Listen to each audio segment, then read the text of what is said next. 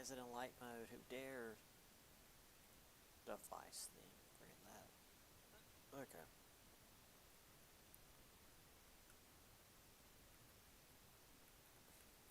There. Okay. Um, any questions before we start with our stuff today? Great. So, we finished last time with war expenditure, which is to say, the cost of these standing armies and this increasing technology was so much that, not quite to the extent that the Roman Empire, but where the governments were basically only existing to further fund the army.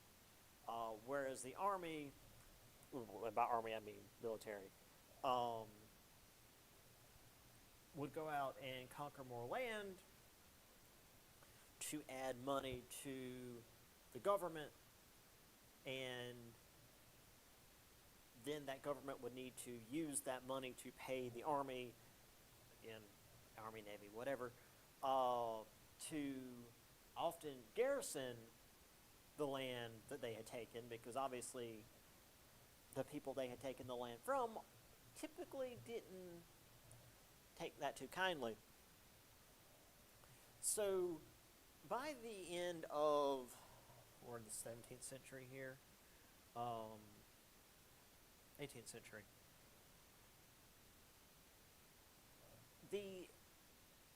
these nations are using the military to take land to pay for, to take land to make money to pay the armies in order to take more land to make more money to pay the army. So it was just this vicious cycle.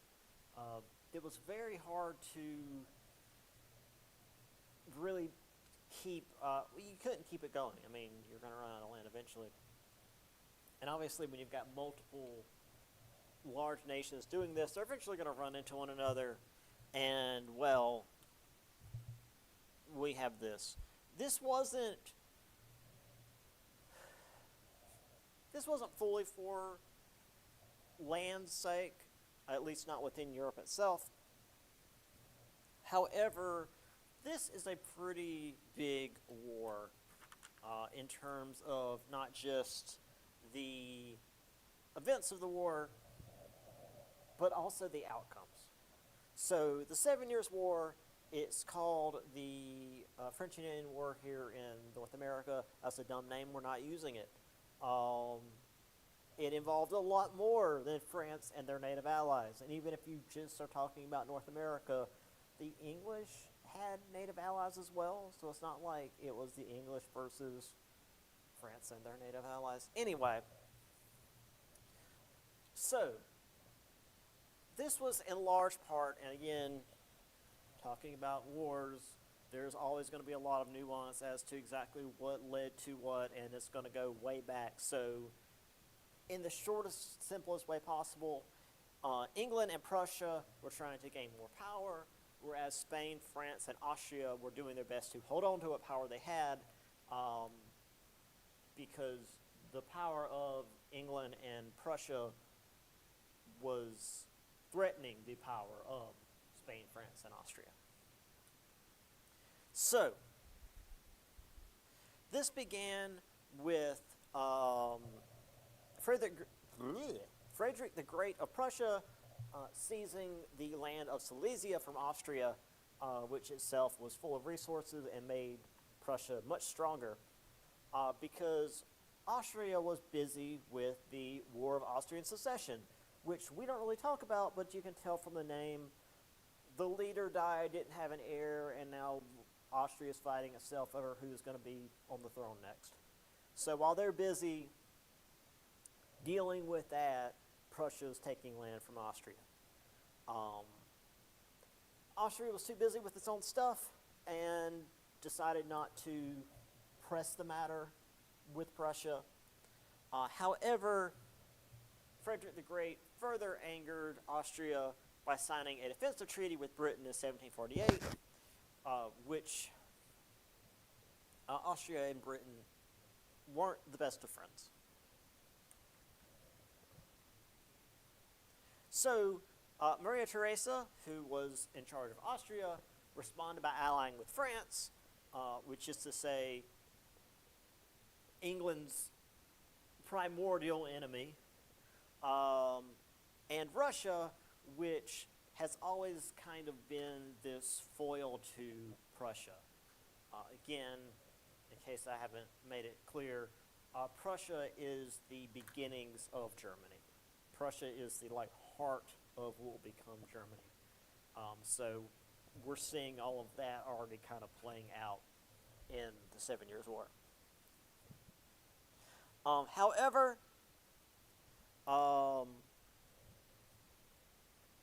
Frederick the Great saw himself surrounded, as this area of Europe often would, not just bordered on the south by Austria, but on the west by France and on the east by Russia. So they moved into Saxony and captured a minting plant, which further weakened Poland, which was also sort of involved. But also Saxony is part of the Holy Roman Empire, which again is part of Greater Austria, I guess you could say. So an attack against Saxony is an attack against Austria, by the way. So here we have Frederick the Great leading, or at least commanding his men. Again, this is 1700s. This sort of clothing style should look familiar to anyone who's seen anything about our Revolutionary War, because these were all contemporaries. In fact, over here in North America, most of our guys who fought in the Revolutionary War fought in the 7 Years' War on the side of the British. So that's where they got their training. On-the-job training, if you will. So,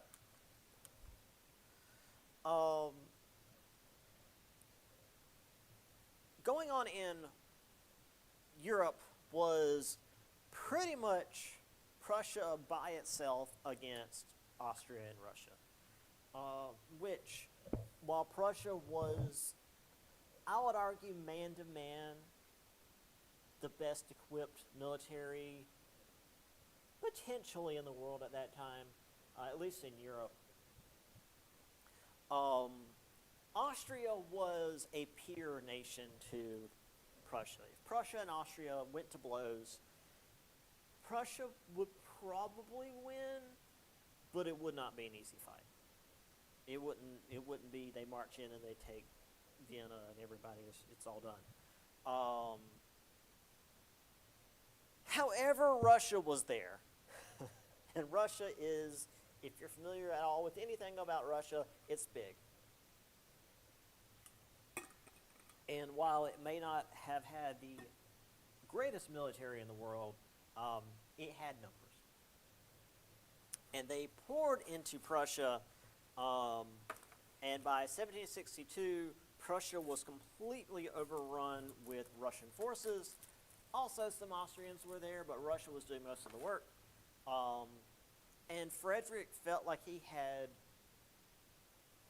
failed Prussia to such an extent that he essentially felt he had betrayed his country by leading them into this war that they had no chance of winning. So he was contemplating suicide. He was contemplating going out before he was captured, because the Russians are not too kind to their captives, as another German leader will find out in another couple of 100 years. So things were bad. However, and this is the reason why I like to talk about the 7 Years' War, European stuff starts happening. 1762, Tsarina Elizabeth died. This is, I guess she was the successor of Catherine. No. Different, completely entirely different because Catherine comes later. My mistake. Yeah, so the Tsar dies. Tsarina dies.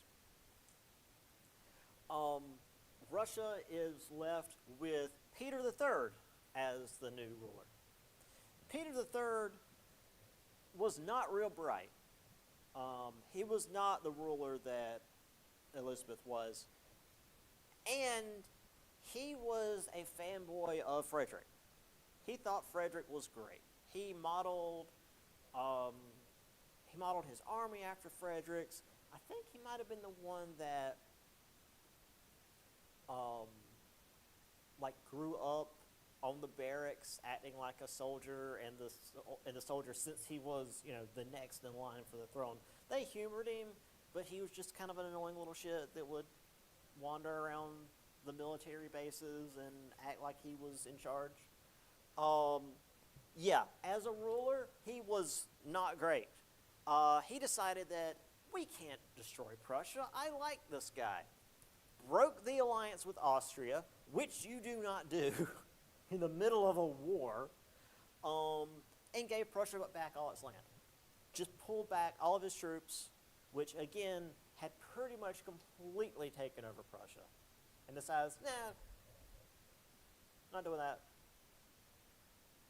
We're not allied with Austria anymore. Prussia can have all your land back. All his men who were on the front lines called back. I imagine that didn't go too well because they had been fighting and dying for years at this point. And so Frederick, who now no longer had the Russian boot on his throat, charges in against Austria, which was completely blindsided, and started making some significant gains into Austrian territory. Because again, Austria had freaking Russia on its side. It's like having a bar fight and you have a literal grizzly bear helping you. You don't have to do much. You're just kind of watching, and then suddenly the grizzly bear decides, no, I'm done, and walks off. You're going to get sucker punched. However, Russian politics happened again. So,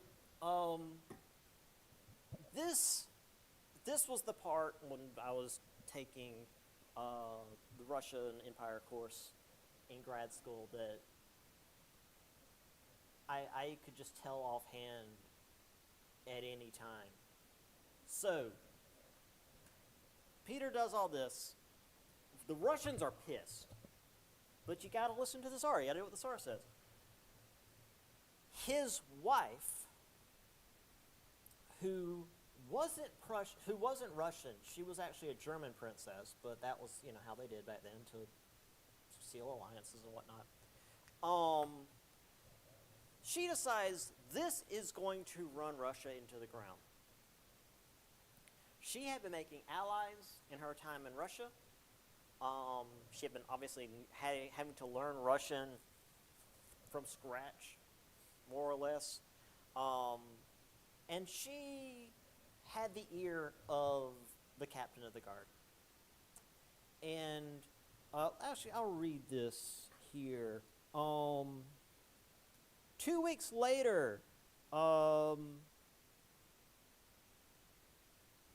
Peter was placed under house arrest, and his wife Catherine took over, proclaiming herself Tsarina Catherine II. 2 weeks later, Peter was dead, having succumbed to what his wife unconvincingly described as severe colic, followed by a hemorrhoidal attack. Which is to say, he was killed. He was murdered. Our best idea of what actually happened, because he didn't die of colic and hemorrhoids, he wasn't an infant.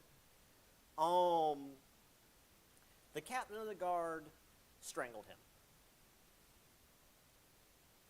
And Tsarina took over. She's up there with Elizabeth I in terms of badass rulers in history. She was easily one of the best rulers Russia ever had. Right up there with Peter the Great. She's literally also known as Catherine the Great. She's not called that for no reason. She brought the war back into full production And Frederick sued for peace because he knew once Russia was back on, it wasn't going to go well. But the good thing for Prussia was that it took Russia a while to do anything, really. I mean, if just think of like a huge ship. If it's going one way and it needs to turn around, that's going to be like an hour-long procedure of getting that thing turned around. Russia was like a big ship. It took a long time to go from we're pulling back to, oh no, we're coming back to fight again. They had to get everything together, organize stuff. It was a mess. So in that amount of time, Frederick's like, all right, you know what? We're not doing this. That said, while Frederick technically had to sue for peace, this wasn't a loss for Prussia. This was kind of a stalemate, which the fact that Prussia had a stalemate against Austria, which again, on paper, was stronger than Prussia, and Russia, which was Russia, really made Prussia, this huge up-and-coming power, which I'll get more into in a later slide.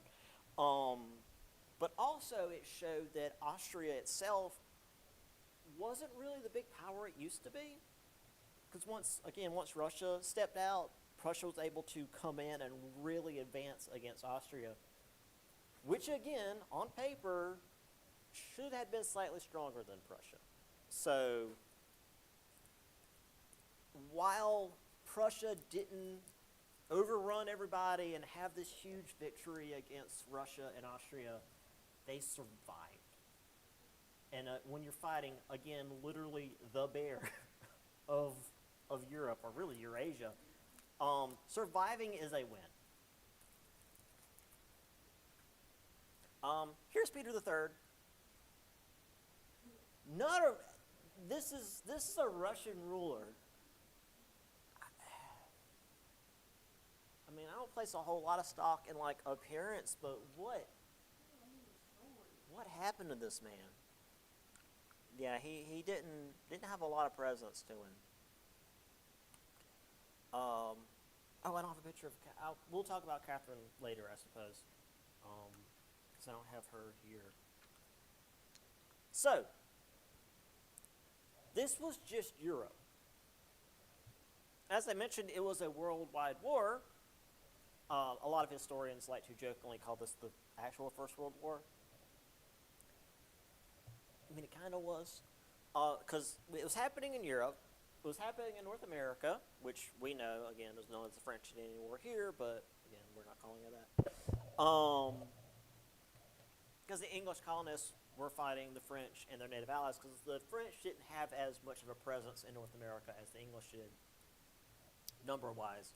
So they had a lot of native allies. So, like, I get it, but also the English colonists had their own native allies, so whatever. Anyway, for the most part, it was English colonists versus French colonists. And again, the French colonists were mostly like dudes that garrison forts. And really, the English were getting whipped at the start. Our first major engagement in this particular war was a siege against what would become Pittsburgh. The leading general is killed in the battle, and his second in command has to lead a retreat. His second in command was George Washington. George Washington's first, at least in terms of our books are concerned, I'm sure there was other stuff he did, but like his first major military action was getting his men out of there. We weren't doing very well. However, the English statesman, William Pitt, came over and started to lead the overall War. 1756, he sought to take Canada. By 58, as the English were further pushing the French back, he also hurt the French in the Caribbean by hitting their slave outposts in West Africa, making it more difficult for the French to run their colonies in the Caribbean. So this dude was 5D chessing the whole thing. He's like, okay, well, we're fighting Canada up here, but also the French are in the Caribbean, and we really want to take their islands in the Caribbean because they make a lot of money. But rather than attacking the islands, let's hit over here in West Africa so that they can't get shipments of slaves in, because in the Caribbean, they just work the slaves to death, and if they couldn't get more in, their businesses would all grind to a halt. And that would hurt the economy there, and made it so that Guadeloupe and Martinique were much easier for England to just roll in and take.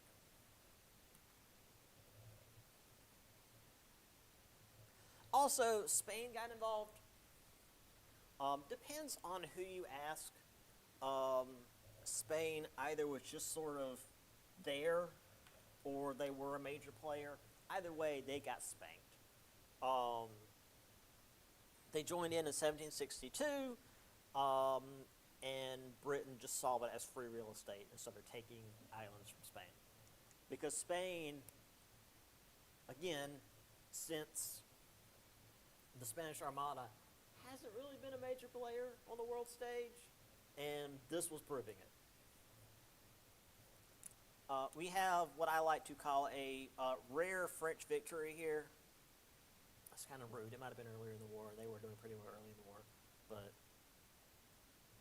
if I'm doing European history, I'm going to make fun of the French. See, do I have? No, okay. A real quick comment on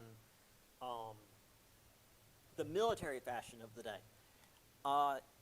If you recall, again, this is mid-1700s. We are literally like 2 decades from, not even 2 decades. I mean, we're talking about 1762 here, so we're like 15 years out of, or before the American Revolution. So we're, again, same time period. The British were known as redcoats because typically their uniform was red. I don't think these are British based on the design, but this is just the example I'm going to use. Do either of you know why the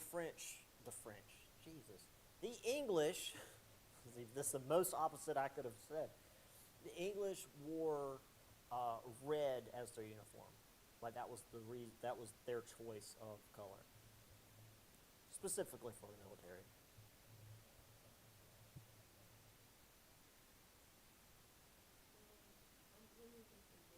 Go for it.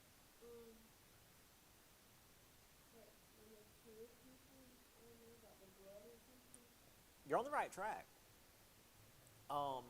Because, again, they're using muskets that are smoothbore, so A, they're firing all sorts of directions, but B, they're not going to kill you like a modern bullet will. At least not immediately. So you could get hit and keep fighting. Or at the very least, stay on horseback and lead and pretend like you're okay. And they wore red so that if you were struck and started bleeding, specifically the commanders were struck and started bleeding, the men wouldn't be able to notice, so that they wouldn't be like, oh, the commander's hit, we've got to retreat. As long as the commander doesn't get hit in the face, he can continue to lead even with a wound. And that leads to the joke, that's why the French wear yellow uniforms. Yeah. Oh, so the commanders can piss themselves and nobody notices. Yeah. Again, that's a little bit of English-French humor there. Now, as I said, worldwide war, Europe, North America, and India. There was actually a lot going on in India as well. I don't go into as much detail of that as I did with like Prussia because I've only had like a very small part of one of my grad courses on this part of British history. The Indian or Sepoy Rebellion, which we'll get to in a later chapter. That one I'm more familiar with. But anyway, much like in North America, the British and French had holdings in India because India's big. It's known as a subcontinent. It's part of Asia, but it's kind of its own thing. And just like with North America, when war started, they called on their allies for help. However, in India, most of the work was done by the Indian natives. That's native to India. Because while India was technically under the control of I think the leader of India was called a sultan. I don't know the exact term. Every little region that was controlled by a prince was pretty much autonomous. It was similar to what we were seeing with the Holy Roman Empire, where technically it was all under the control of Austria, but each German prince could kind of do their own thing, to the point that we got Prussia out of it. So in India, when Britain and France showed up, and they started making allies with these princes, the princes already had animosity between one another. They fought on a regular basis. They would literally go to war with each other. And the Sultan was just there to make sure that nobody burned the whole place down. So when Britain and France showed up and they hated each other and they started making friends with the various Indian princes, they just made friends with opposite ends of who hated each other. So it worked out pretty well for the colonizers. And because compared to North America, where we had a bunch of tribes of natives, who themselves had certain animosities within one another. That's why they joined either the English or the French. In India, they already had standing armies and stuff. So Britain and France just sort of jumped in, gave them some more technology, and they went to war. Britain had a few defeats in this war. The book has a section on the Black Hole of Calcutta, which was a prisoner of war camp where supposedly, dozens of British men were shoved into a single cell, and all they had was a single window to get air out of, and people were dying of, suffocation and disease, and the book literally says, like many other melodramatic images that circulated through Great Britain, it's a little dramatic, more so than, what actually was happening. For the most part, though, because we're not going to get too much into this part of the war, because, again, I spent all that time on Prussia, Britain did really well. 1760, the final French port of Pondicherry was blockaded and eventually taken by the British. And as I said, compared to North America, the Indian powers are the ones doing most of the fighting, which we will see going forward, because once Britain tries to unite India, they start realizing they have a number of problems. Even though back then India wasn't nearly as populous as it is today, it was still, one of the most populous regions in the world, which we'll talk more about later. But yeah, so the British had the orange sections. They took the sections in black, and then gradually started just taking the rest of India over time. But that's a later thing. All right.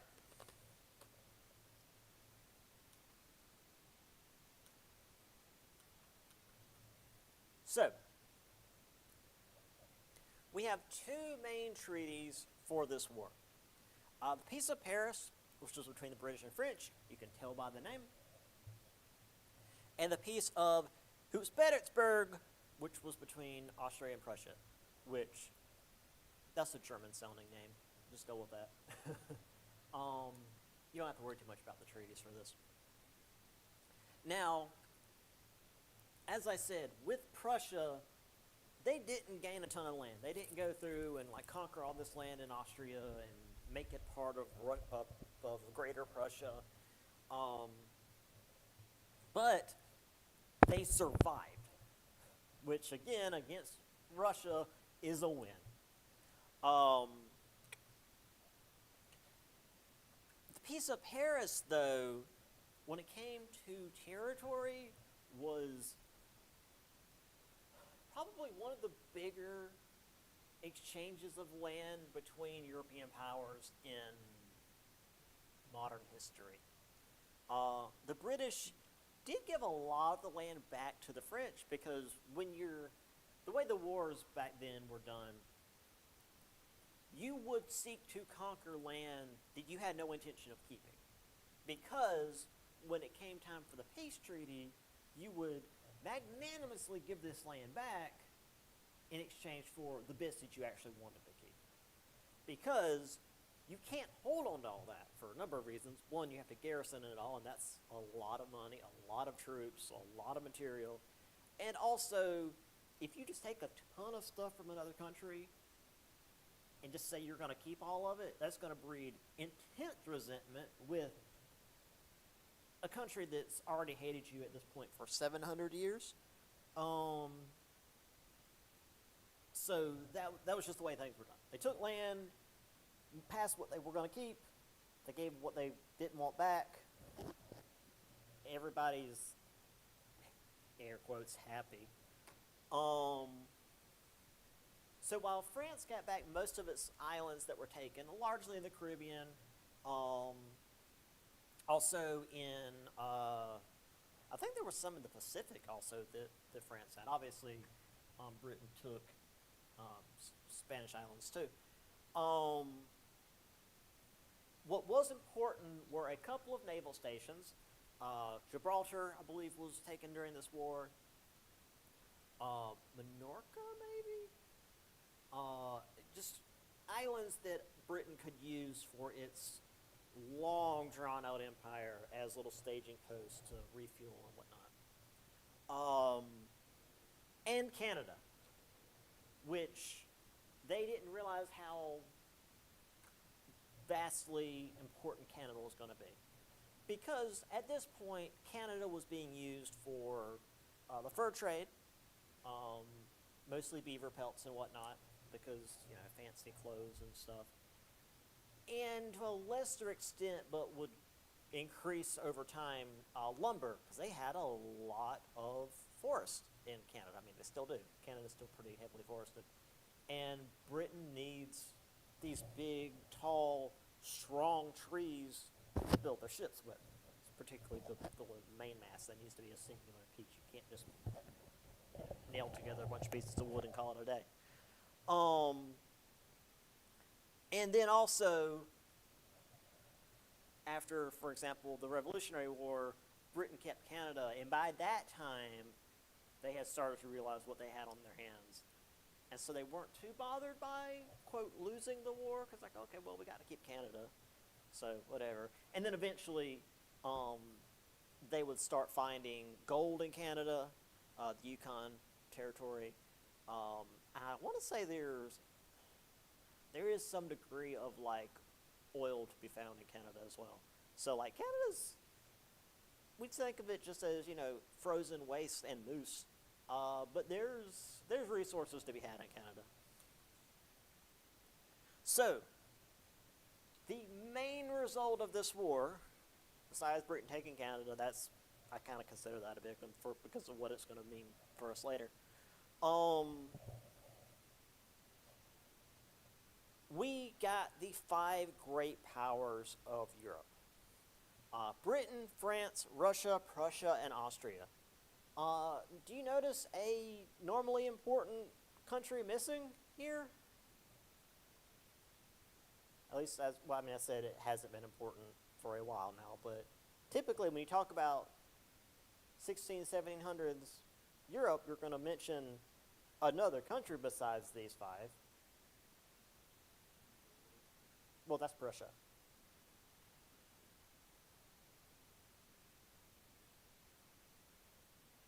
They were involved in the war, briefly. Well, no, we're not a country yet. This is Europe.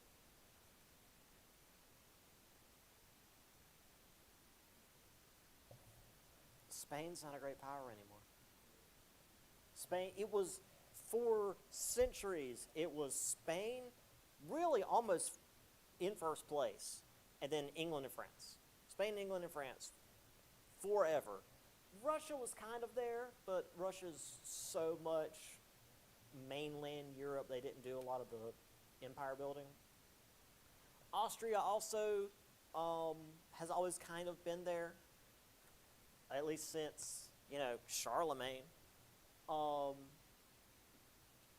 now we have no more Spain,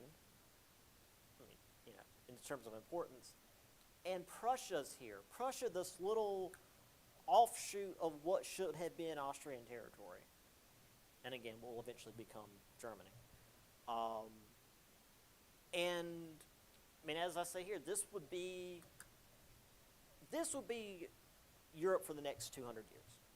These are the countries that got us into World War I. And to a slightly lesser extent, World War II. This was Europe. After the 7 Years' War, this was Europe, period. Italy's never really a big thing anymore. They do unify at the end of the 1800s. They're never really a great power. The Netherlands wanes. They're not really a big thing anymore. Spain never catches up. Portugal has also seen its day in the sun. It's just these guys. So, this is the main thing. This is the main thing with the 7 Years' War. All right. On to some scientific revolution. So we have a couple of individuals here. Sir Francis Bacon. He was English. He introduced the scientific method. This is, again, you've probably heard about these scientific methods since grade school. Hypothesis, and then you experiment on that hypothesis, and then you see if your hypothesis was correct at the end. And then that can kind of loop, because whatever you get at the end, you can say, oh, well, maybe if we do this experiment differently, it'll have a different result, and then you just keep running it. Rote memorization is never fun. And it's like, oh, it's this, and this. Like, cool. But basically, the idea of the scientific method is that in order for something to be seen as scientifically accurate, I guess, it needed to be shown in an experiment multiple times. You couldn't just do it once and be like, I've got this thing, therefore whatever I'm trying to prove. Because you could have done something in your experiment that you're not telling anybody. Which is why it needs to be done by multiple times. Empirically means without outside bias, or at least reducing outside bias. So you would have, for example, someone in England do this experiment, someone in France do the experiment, someone in Prussia do the experiment. They don't like each other. So if the experiment has the same result every time, then it's the experiment that is having the result, not someone in one of the countries trying to get a specific answer. And usually it wasn't that broad. It was just like multiple scientists who had competing ideas, and they would do the same experiment to see if you would get the same result. So this was empiricism. This is the joke that I like to make whenever, like, technology, specifically computers, don't work. And it's like, I didn't do anything different. I'm doing the same thing I've done the last however many years I've had this stupid thing. Why is it doing something different now? It's supposed to be a scientific piece of equipment, relatively speaking. Why is it doing something different now? Why is it having a tantrum, as my friend would say? Opposing him was René Descartes. He was a French philosopher. He believed that in order to find the truth, one must begin with the truth, which is summarized as "I think, therefore I am," and was the start of what we know as rationalism. They're not in the same field. So Francis Bacon and René Descartes. Bacon was, again, obviously empiricist, more scientific, whereas Descartes was more philosopher. But both sides were looking at the norms of society in a different way. And I always like to joke that, well, obviously Descartes didn't agree with Bacon because Bacon was English, and Descartes was French, so they're just going to disagree just out of principle. So yeah, we've got very early scientific method, very early rationalism, philosophy stuff going on. We're not quite Enlightenment, I don't think. No, that's a separate chapter. I think that might be the next chapter. Yes, that is the next chapter. Enlightenment's the next chapter. We're not quite there yet, but we're getting in that direction. So here's Sir Francis Bacon with, again, the style of the day. René Descartes. I don't know. He just always looked. Whatever they did with this portrait, he looks like he's got something to say. I don't know, maybe it's my slight bias. We also had various revolutions. Again, this is to say not violent breaks with the past, but significant shifts. Now this goes back to the 1400s, or at least 1500s. Copernicus argued for a sun-centered solar system as opposed to Earth-centered. However, he died the year that his treatise was published, so it didn't get a whole lot of attention. Johann Kepler basically had the same idea, and his were actually paid attention to. And it's not to say that Kepler stole Copernicus's ideas. It's just that when you're doing science, you're going to come to the same result. If you're looking at the sky and you know how stuff moves, you're going to come to the conclusion the big bright light isn't circling us. The way that it moves is different than the way the planets move, which is different than the way the moon moves, and even the stars over the course of the year. It's not circling us, despite what weirdo flat earthers want you to think. So yeah, it wasn't that Kepler found Copernicus's stuff. It's just that, again, that's how science works. Is that if you lose, it's been said, if you lose all of science, if we had a hard reset, start over, we're cavemen again, in several thousand years, we'll have all the science again, because it's just there. If we have the brains to look at it, again, going back to empiricism, it's always there. Yeah, I don't know how much of it's weirdo grifters. Some of them seem to believe it, and it's concerning.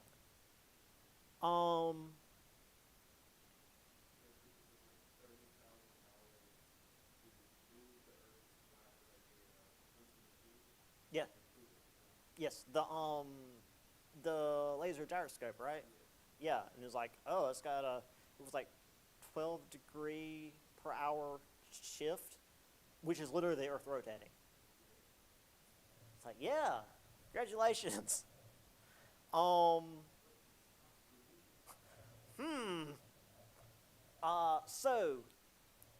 Another famous individual is Galileo, um, who had a similar cosmological view on things.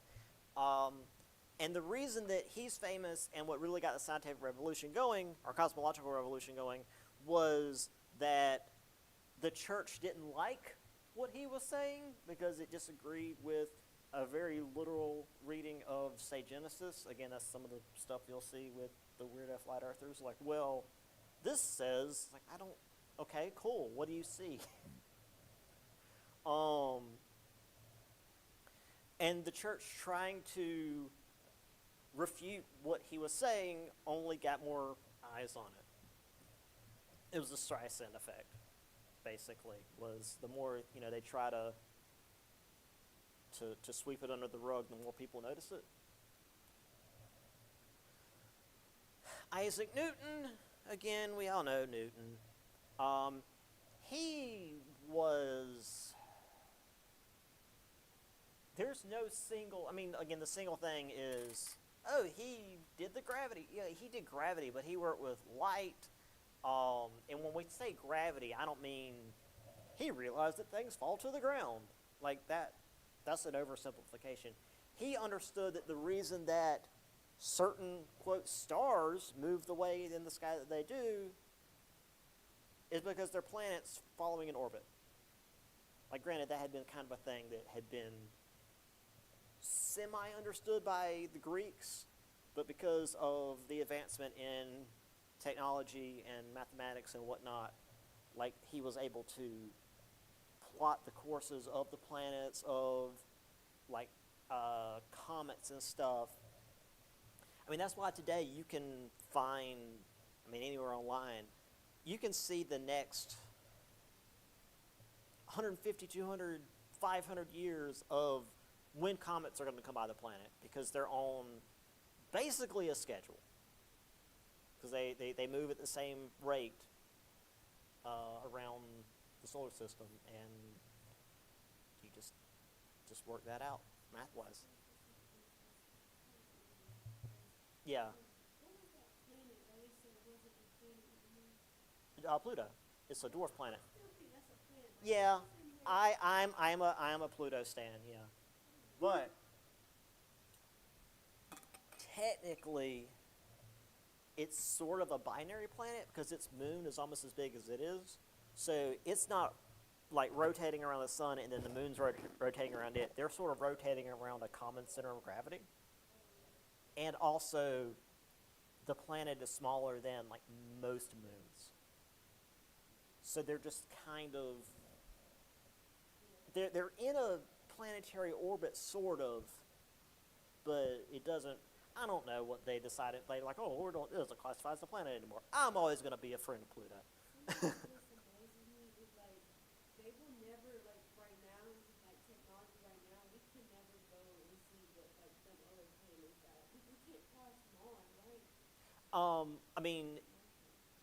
We've sent probes out. Like, we've got a probe that left in the 70s, and it's like outside of our solar system now. Yeah, that's how we got pictures of Saturn and Jupiter and Pluto and all of that. Was this craft from the 70s that they sent out. We have sent more recent craft that have made similar trajectories, but it's crazy math to be able to pass by the planets when they're there, because they're orbiting the sun, and it's a whole thing. I don't think there could be like humans or like, I don't know. I don't think there can be aliens, but I do think they can have like insects, like weird stuff, like weird crawly stuff. Well, life outside of the Earth, very likely, just percentage-wise, because like there's a band within our solar system of habitable life. It's not just where the Earth is. It extends out to Mars, and even, I think, almost to Venus. If their atmospheres had been different, they would have potentially been habitable. Certainly not as good as Earth.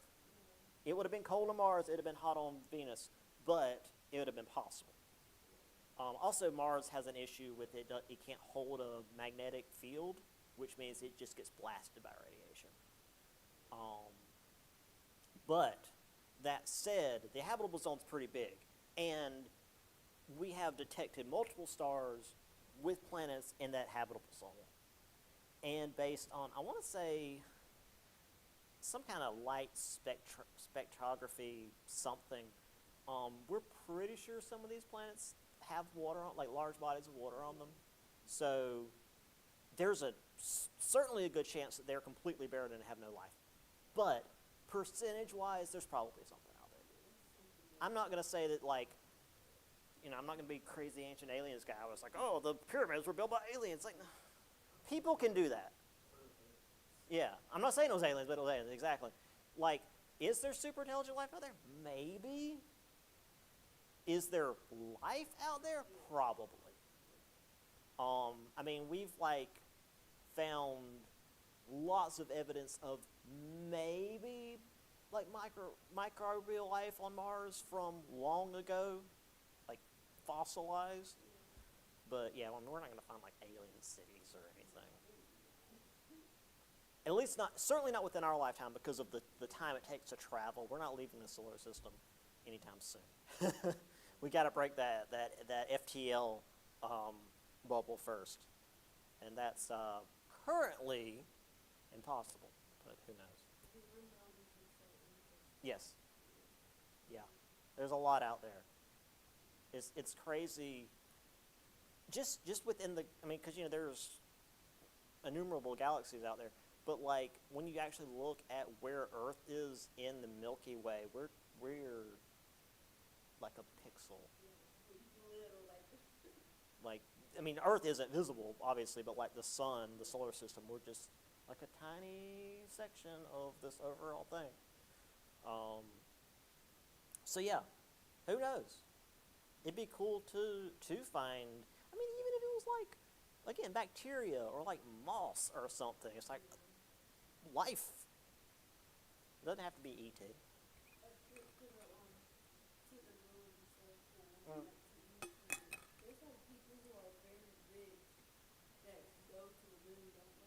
They go to space.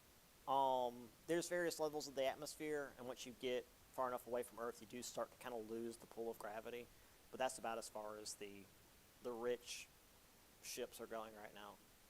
They're not quite going to the moon yet.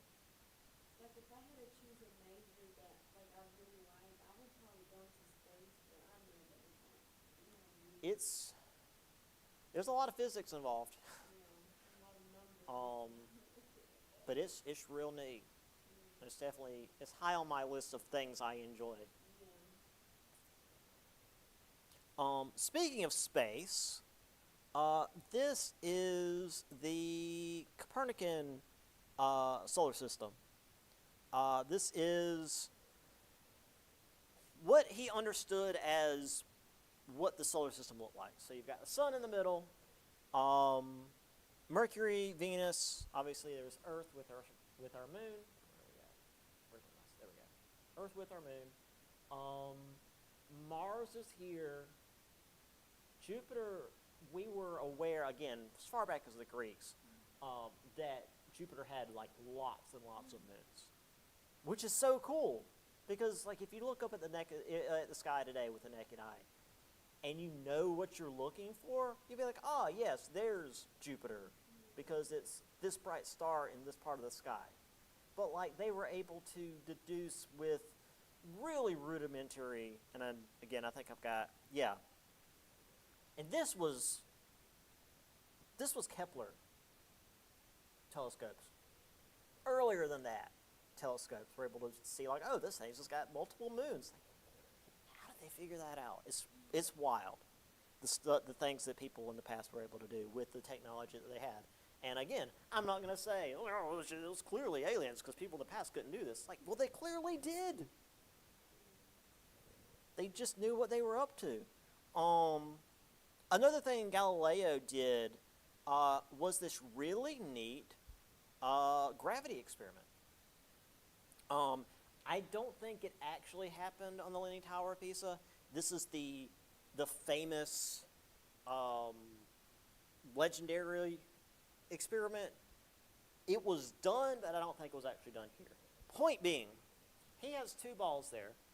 One is basically a cannonball. It's just a big chunk of iron. And the other, I'm not sure what it's made out of, but it's lighter. But they're both spheres. They're both perfectly round, same air resistance. And like just not thinking about it, but like logically, it's like, oh, the heavier thing is going to fall faster, right? Except it didn't. Same air resistance, all things equal, they drop at the same speed. They actually did they redid this experiment on the moon. I don't think it was Apollo 11. It was one of the later Apollo missions. Or it might have been Apollo 11. Because the moon doesn't have an atmosphere, no air resistance. So they brought a hammer and a feather and dropped them. And they fell at the same rate, which would have broke my brain. I know in my brain there's no atmosphere, it makes sense. But I can't imagine a feather falling the same speed as a hammer. That's just, I mean, we can do that on Earth now with, vacuum chambers and whatnot, but yeah. So this famous experiment was redone literally when we got to the moon just to prove if you don't have air resistance, then everything drops at the same speed. You know what else amazes me? I know, I just want to talk to you. Like I've been telling people the night sky is really space. Yeah. Space. Like, You're just looking out into space. that just amazes me when you think about it. Like you're looking at space. You think about it too long, and you start to feel vertigo. It's like, ugh, I'm looking into space. Whoa. Which, I mean, technically you are on a cloudless day too. It's just you're seeing the refraction of the light. But yeah, especially at night when it's just like you're just seeing the stars. Like, oh, feel too small. Yeah, so I mentioned the heavenly bodies. His book Principia, which is basically the principles of what will become physics. That's like his main thing. Here's a real dramatic image of all the different stuff that he did. Obviously, he worked with prisms to prove that light actually was full of multiple different colored lights. Just that's where rainbows come from, obviously. You've got the orbits of the moon, the planets here, and actually, I always forget, he worked with tides too. Because tides, they're a regular part of human existence. It's something that we're used to. You can, again, something you can time. You can look right now and see when low tide is going to be at the beach and when high tide is going to be, all because of the moon. The moon's pulling the water, and I mean, obviously you can't see it from space, but like where the moon is, and also the opposite side of the Earth because the way it interacts with Earth's gravity, there is a bulge of like several feet of water because of the shift of the moon's gravity. So it pulls it towards the moon, it squeezes it where the moon's not at, which again is just low tide versus high tide. And so the water on the other side of the Earth also moves out too because of the compression. So yeah, it's wild. I watched this movie where this man dating this woman, and was like, I want the moon close to me, and like the man has superpowers, he can do it. But he brought the moon closer to her, and then on the news the next day, the world, like, because of the water, the world. Yeah, everything's gonna be flooded, or at least parts of the Earth. Other parts are gonna be completely, yeah. It's that is what would happen. And then I have a little thing here of, the apple hitting him, which is the school, the grade school version. But that's supposedly where he got his epiphany of, all things fall due to gravity, et cetera, et cetera. All right, let's get a little further in the scientific revolution. Actually, I think we're almost done with the chapter. We are almost done with the chapter. All right. Andreas Vesalius. He was from Brussels. He did his own dissections to prove that there was more to learn about the body than what they had before. The body was, the human body had a very simplistic explanation from like back in the classical era of like the humors and like certain bodily fluids, and if you have too much of this and not enough of that, it'll make you sick and all of that. He did dissections to actually take the body apart and show how things work. Any guesses as to where he procured his bodies?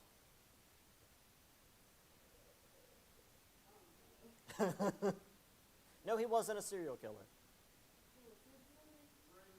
He was a grave robber. He would go into graveyards, typically not long after like a burial, dig up a relatively fresh body and start cutting on it.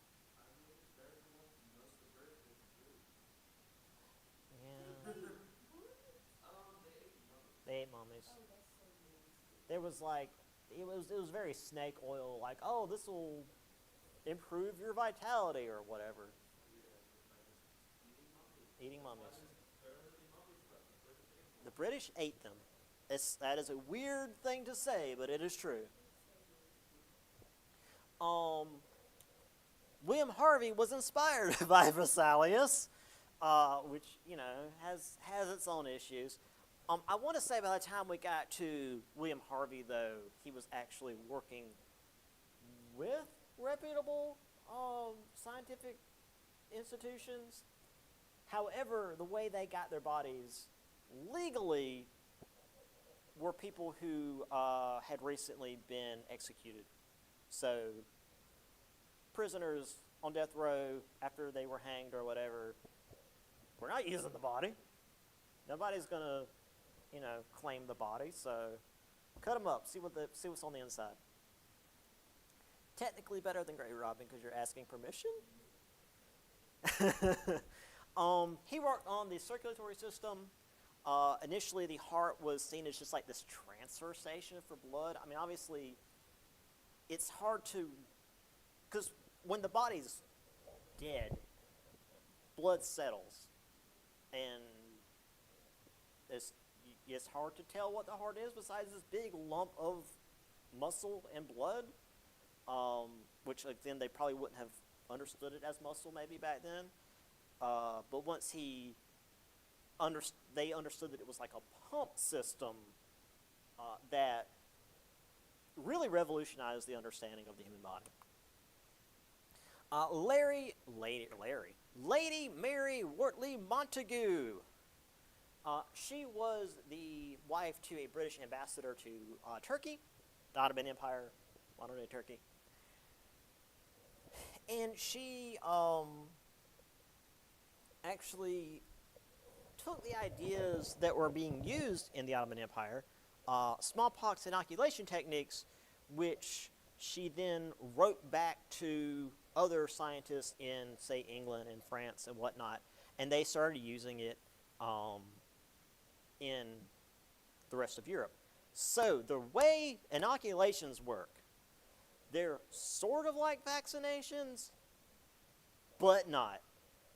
So the way smallpox works, if you're not familiar, you get lots of horrible lesions on your skin, full of pus, because your body's trying to fight back against it. That's all your white blood cells.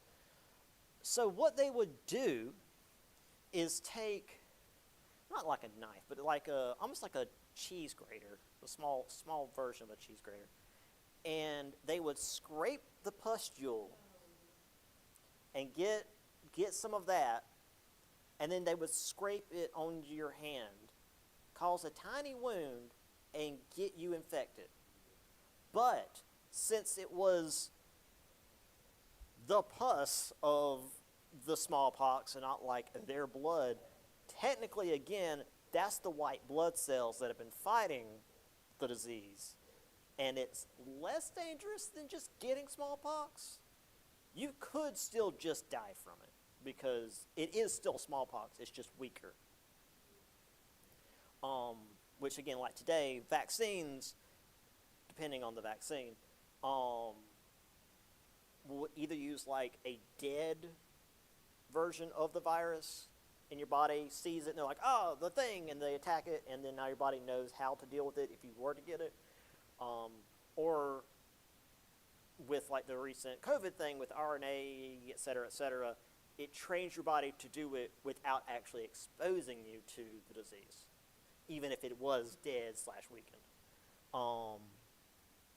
Edward Jenner discovered a safer version of it using cowpox instead of smallpox, because apparently cows had a version of smallpox that A, didn't kill them, but also technically humans could get, and it was similar enough to smallpox that the body would recognize smallpox if you got smallpox. Yes. And it was the same thing with the lesions and whatnot. And I don't remember her name. One of my students wrote a paper about her. There was a milkmaid that worked, I mean, obviously she worked at a dairy farm, and she seemed to be immune to smallpox because she was around these cows, and the pustules are everywhere, including on the udders, and you're getting that stuff all over your hands. And apparently it also got into the milk, and this was, we're not quite at pasteurization yet, but the people who drank this milk would also develop immunity to smallpox. So, while Edward Jenner is credited with being the one who discovered it, technically, and again, I can't remember the name of the milkmaid, we've looked back and, pulled research and letters and whatnot and discovered that that was actually where he realized that was happening. So, yay. Okay, last one for the chapter. This is, I don't have a conclusion. This is just the last section. Correspondence. So you had academies of science, such as the Royal Society in England and the Académie Royale des Sciences in France, because French. These were funded by the crown, obviously, the monarchs with all the money.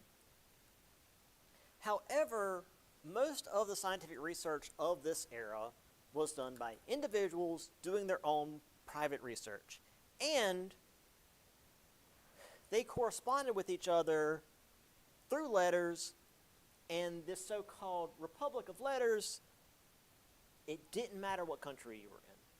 Because while an English scientist and a French scientist might disagree nationally, when it comes to science, that border was lessened, if not non-existent.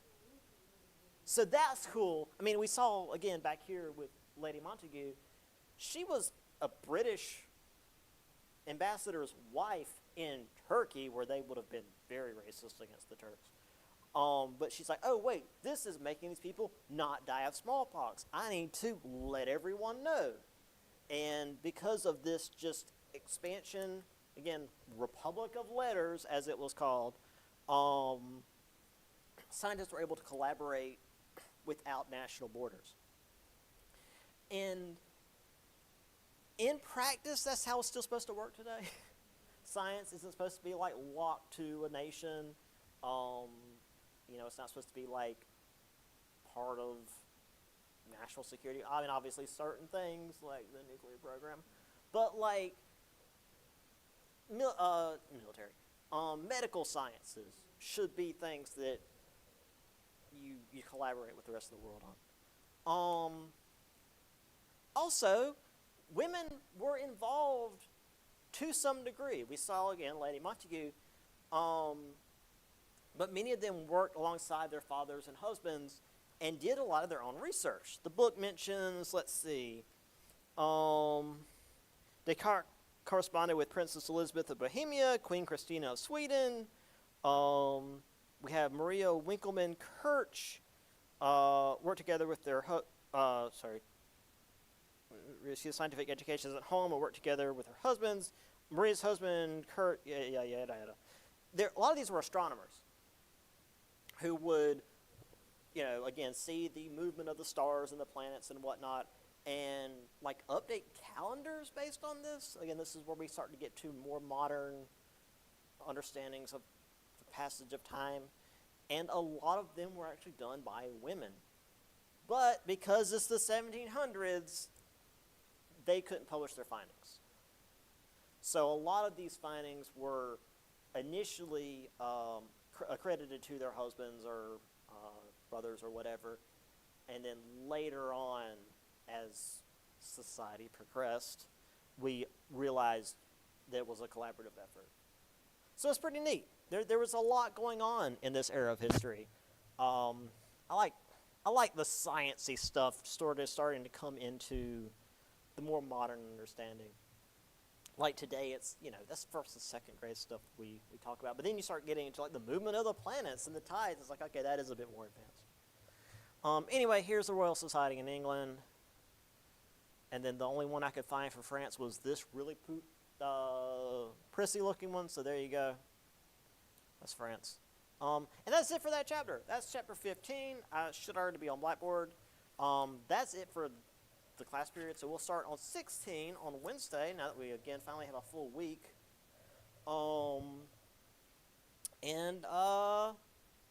Yeah, we'll get into that on Wednesday. So I'll see y'all then. And again, once we finish chapter 16, we'll have our first test. But obviously we'll do the review before then, so it won't sneak up on you. All right, see y'all on Wednesday.